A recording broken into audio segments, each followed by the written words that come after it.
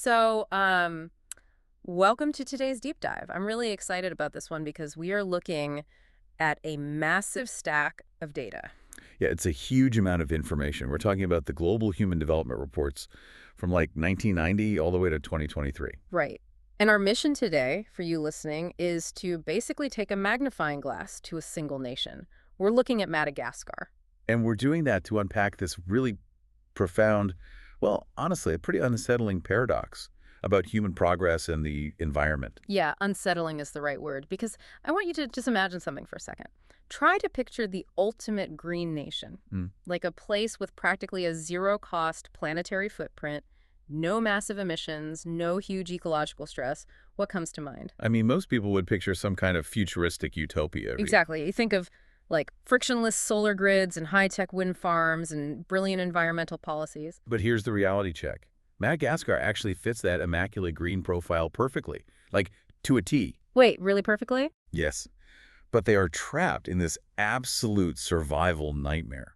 They rank near the very bottom of global human development. And that's exactly why we're doing this deep dive. We have to figure out why the world's ultimate environmental honors student is stuck in what is basically a living hell. Yeah.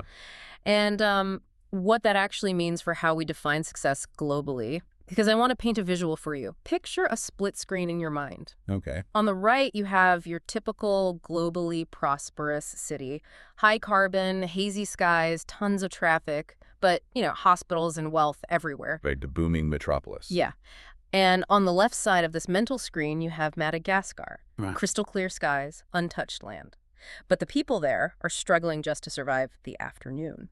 And what's fascinating here is how this split screen actually plays out mathematically, like in the actual United Nations indices. Right, because usually we look at the Human Development Index, the HDI. Exactly. But recently, they started adjusting that for environmental impact to create the PHDI, the Planetary Pressures Adjusted Human Development Index. Okay, so how does that work? Like, if a wealthy nation is destroying the Earth to get rich, what happens? They get severely penalized. The global average is that a country loses about 10% of its development score because of the damage it does to the planet. 10%. Wow. Okay. And what about Madagascar? When you adjust Madagascar's score for environmental pressure, their loss rate is a microscopic 1.2%. Wait, 1.2%? Yeah, it's virtually nothing compared to the global average of 10%. So on paper, they look like absolute environmental champions. They do, and the specific footprints back that up. Look at carbon dioxide. The global average is roughly 4.54 tons of CO2 per capita. 4.5 tons per person, okay. Madagascar is at 0.148 tons. I mean, that's barely anything. That's practically a rounding error. It's a tiny fraction. And it's not just emissions. If you look at the material footprint... Oh, just like the actual stuff we pull out of the earth, right? Exactly. Biomass, fossil fuels, metal ores. The global average is 12.71 tons per person. Madagascar is at a mere 2.05 tons. Okay, let's unpack this. Because this extreme greenness, it's not from a tech revolution, is it? No, not at all. It is born from a severe lack of consumption. And that lack of consumption is due to extreme, grinding poverty. So they aren't emitting carbon because they just don't have electricity. Precisely. They aren't consuming materials because they can't afford to build infrastructure. It's like, when someone wins a budgeting award because they literally couldn't afford to buy food? That's a great analogy. Right. It's not a victory. It's a symptom of starvation. You aren't being frugal if you're starving. Exactly. And to really understand how severe this lack of consumption is, we have to zoom out. We need to look at the macro trajectory of the world over the last 3 decades. Let's do that.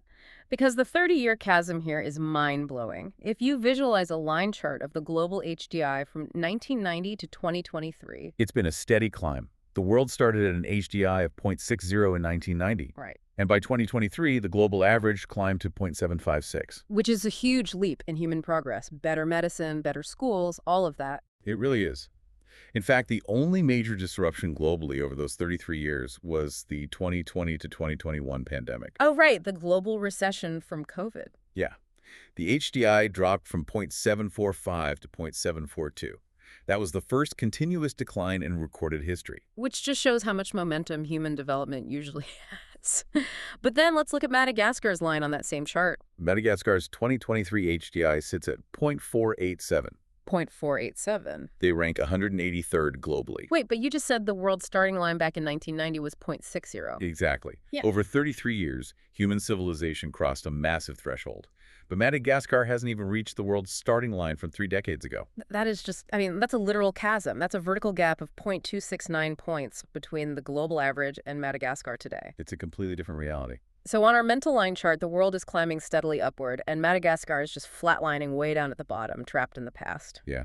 But, HDI is an abstract number. Right, it's just math. We need to translate that into actual human lives. Like, what does that 0.269 gap mean for a person waking up in Madagascar today? Well, if we connect this to the bigger picture, the most fundamental baseline of development is healthcare. It's the cost of life. How long you get to live. Exactly. The global life expectancy in 2023 is roughly 73.3 years. Okay, so mid-70s. Madagascar's life expectancy is 63.63 years. Wow. So that is essentially a lost decade of human life. A full 10 years. I mean, think about what losing a decade means for a society. You lose your elders. You lose the grandparents who help raise the kids. You lose all that institutional knowledge. And family structures fracture. Plus, they are incredibly vulnerable to shocks. In 2021, Madagascar's life expectancy plummeted even further to 62.5 years. Because they couldn't handle the global health crisis. Right. But there's one statistic that truly exposes the fragility of their public health system. The maternal mortality ratio. Yes. The MMR, globally, the average is roughly 216 deaths per 100,000 live births. Which is still a tragic number. It is. But in Madagascar, it is a terrifying 391.5 deaths per 100,000 live births. 391.5. That is, I mean, is this just about a lack of doctors? Or is this something deeper? It's a systemic collapse. Maternal mortality is the ultimate test of an entire health system. Because you need everything to go right. Exactly. You need trained staff, yes, but you also need sterile environments, you need electricity for incubators, you need a blood supply. And you need roads. If there's an emergency in the middle of the night, you have to physically get to the clinic. And if you don't have paved roads or emergency transport, women die. It's that brutal. So if healthcare is failing on this massive structural level, it points to a huge deficit in national wealth. We have to follow the money here. Let's do it. We measure this using gross national income, or GNI, per capita, and we adjust it for purchasing power parity, so we're looking at real value. Right, so what a dollar actually buys on the ground. Exactly. Globally, the average GNI per capita is about $20,327. Okay. And Madagascar? $1,655.76 for 2023. Oh my God. $1,655 for an entire year. The average global citizen has roughly 12 times the wealth. That is just staggering. And it gets worse. If you look back at the year 2001, Madagascar's wealth was $1,754. Wait, so their wealth in 2023 is actively lower than it was over 20 years ago? Yes. They are economically regressing. Okay, but hang on. Here's where it gets really interesting, because there's a piece of data that seems completely contradictory to all of this. You're talking about the gender data. Yeah. I'm looking at the Gender Development Index, the GDI. With all this poverty, you'd expect massive gender inequality, right? Usually, women and girls get marginalized first when resources dry up. That's the standard assumption, yeah. But Madagascar's GDI is at 0.934. The global average is 0.955. They are astonishingly close to the global average for gender equality. How is that even possible? It's a really jarring finding. Because you're right, on a spreadsheet, 0.934 looks like an incredible victory for female empowerment. Right, it looks like they have super progressive social policies. But that's an illusion. This isn't high-quality female empowerment. It's a phenomenon we call shared poverty. Shared poverty. So what does this all mean? It means men and women have reached a grim synchronization at the absolute bottom. Ah. So it's like saying everyone on a sinking ship is equally wet. Exactly. Equality means absolutely nothing if you're equally deprived. If the men have nothing and the women have nothing, congratulations, you've reached parity. Right. True gender development implies abundance is being shared. Here they are just sharing destitution. Okay, but if they are this incredibly poor, does that mean people just aren't working? Like, is the unemployment rate through the roof? Actually, no. And this brings us to the labor market paradox, which completely shatters our Western economic assumptions. Okay, lay it on me. Globally, the female labor force participation rate in 2023 is around 48.47%.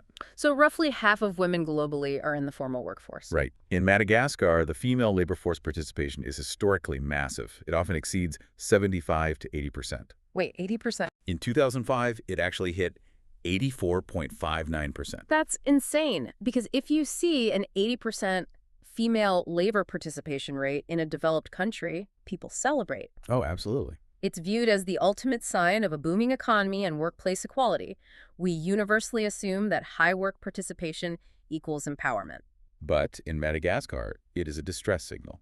Because they aren't working in nice office jobs. No, they are participating at these incredibly high rates because survival dictates that they absolutely must engage in grueling, low-skill agricultural labor. They are working the fields just to feed their families for the day. Exactly. Which completely blows up the myth that hard work automatically equals wealth. You can have a population working themselves to the bone with 80% participation, and they are still regressing economically. Diligence does not result in prosperity if you don't have infrastructure or education. And that leads us perfectly into the education gap. Because if physical labor isn't the ticket out of poverty, usually we look at schools. Right. Education is supposed to be the great equalizer. So what does the data say about school?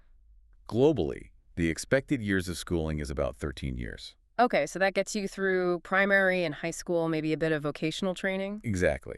In Madagascar, the expected years of schooling is only 9.06 years. Which is already low. It is. But the expected years is just a projection. If you look at the mean years of schooling, the actual time spent in a classroom, it's a devastating 4.59 years. 4.59 years. Yeah. Let's just pause on that. That means the average kid barely finishes basic primary school. They get to about the 5th grade. And then what? They're pulled out of school. They are pulled out to join that massive labor force we just talked about. Oh, wow. So that 80% labor participation rate, that includes these kids who had to drop out at 10 years old to work the fields. Yes, because their families literally need their physical labor to survive. I mean, imagine trying to navigate today's global digital economy with the education of a 10-year-old. You can't. It's an invisible ceiling placed over the entire country.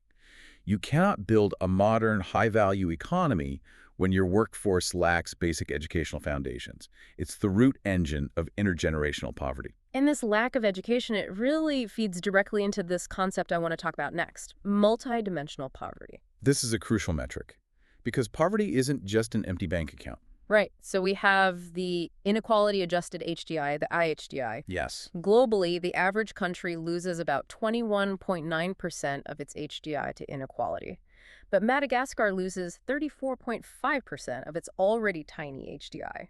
Which means the few resources they do have are incredibly unevenly distributed. Exactly. And to measure what that inequality actually feels like daily, we look at the MPI, the Multidimensional Poverty Index. The MPI headcount in Madagascar shows that 68.4% of the population lives in multidimensional poverty. Nearly 70% of the country. And the data breaks down what actually causes this multidimensional poverty, right? It does. Years of schooling is the biggest contributor at 20.7%. Because of the 4.6-year dropout rate? Exactly. But look at the next factors. Cooking fuel contributes 9.8%. Sanitation is 9.3%. And electricity is 8.4%. This raises such an important question about what poverty actually is. Poverty is your physical environment. It's the daily logistics of survival. Right. Not having electricity, that 8.4%, or clean cooking fuel, that 9.8%, that means hours of your day are just completely wasted. You are scavenging for wood. Yes. You have to walk miles to find firewood, carry it back, build a fire indoors, and then the smoke inhalation from that indoor fire ruins your health.